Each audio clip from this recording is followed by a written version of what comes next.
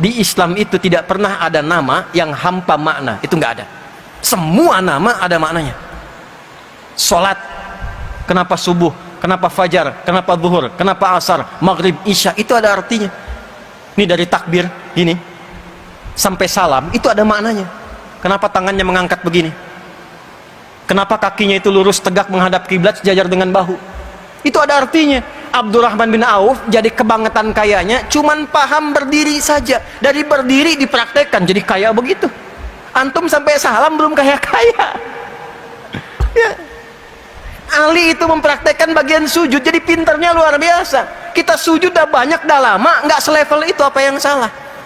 Boleh jadi kata Al-Quran, ini kata Al-Quran, kata Al-Quran, boleh jadi ada di antara orang sholat belum memahami apa yang dikerjakan dan dibacakan dalam sholatnya. Itu poinnya, itu poinnya. Kita tinggal 5 menit teman-teman, 14.33 itu masuk asar. Saya mau tunjukkan satu saja begini, contoh ya. Ini contoh nih.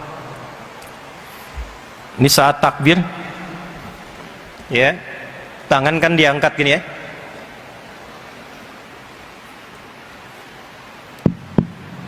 Nih, hadisnya di Al-Bukhari nomor hadis 757, hadis Muslim nomor hadis 397.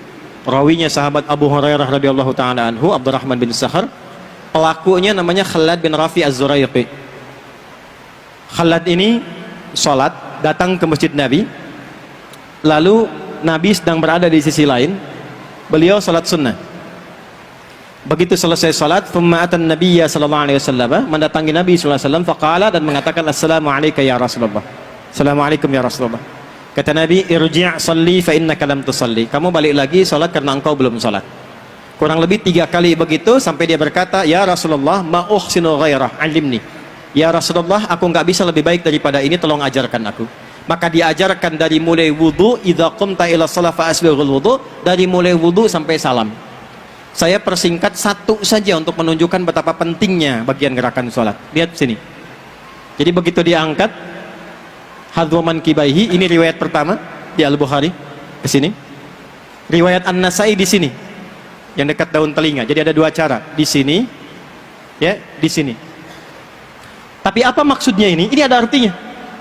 Kalau Anda ingin khusyuk dalam salat, ini ada kitabnya ya, bukan ilmu takatik, ada kitabnya, ada sanadnya. Kalau Anda ingin khusyuk dalam salat, maka buang urusan dunia ke belakang. Pasrahkan diri Anda kepada Allah dan rasakan ini salat mungkin terakhir yang Anda kerjakan dalam salat. Itu yang dimaksud Al-Baqarah ayat ke-46. Alladzina yadhunnuna annahum mulaqu rabbihim wa annahum ilaihi raji'un. Nabi berbalik mengatakan, sallu salatan muwadda'. Salatlah kalian seperti halnya kalian menjadikan salat ini yang terakhir. Tapi buang urusan dunia ke belakang. Masalahnya ada orang ketika takbir pengen khusyuk, dunia masih dibawa. Itu yang menjadikan gak khusyuk. Allahu Akbar, di lisannya Allahu Akbar, tapi perilakunya handphone Hu Akbar, jemuran Hu Akbar, status Hu Akbar. Allahu Akbar, tang ting tung ting tang ting tung. Halo, sebentar ya, saya lagi sholat, dibatalin dulu tuh. Dan ini yang menjadikan kita bisa menepi setan. Karena kenapa? Nanti silahkan cek saat asar ya, karena saya mau akhiri. Sebelum sholat itu semua orang bisa fokus untuk sholat. Hadis riwayat Abu Daud. Tapi ketika mulai takbir Allahu Akbar, setan mulai berkata. Setan ada 9 jenis setan. Nanti kalau saya ke Surabaya lagi, insya Allah kita bikin judul fikih setan. Belum pernah belajar kan? Ada 9 jenis setan. Setan penggoda orang salat namanya khanzab. Kalau dia ada di masjid, yang pertama digoda DKM masjid. Betul, hati-hati, nanti lain waktu kita bahas. Sebab kalau DKM-nya itu berselisih, jamaah malas ke masjid ya, malas ke masjid. Dia datang menggoda, setelah kemudian tangan diangkat, fayaqulu syaitanu, maka setan berkata, ingat ini, ingat itu ya, sampai nanti ada orang yang sholat tidak sadar berapa rakaat sedang menunaikan sholatnya.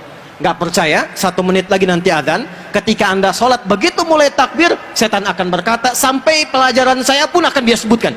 Ingat kata Ustadz Adi dia, ketika Anda takbir akan ada yang menggoda, itu setan itu ya. Nah, saya simpulkan dengan kita berdoa teman-teman sekalian. Saya berharap yang kumpul ini mendapatkan syafaat dari Al-Quran, keberkahan dari Al-Quran. Tolong keluar dari sini jadilah bersaudara. Jangan terpecah belah, jangan saling merendahkan, saling menghormati. Warga Surabaya, tolong bangun Surabaya dengan baik. Warga Jatim bangun Jatim. Warga Indonesia kita bangun Indonesia dengan kedamaian dan kebaikan.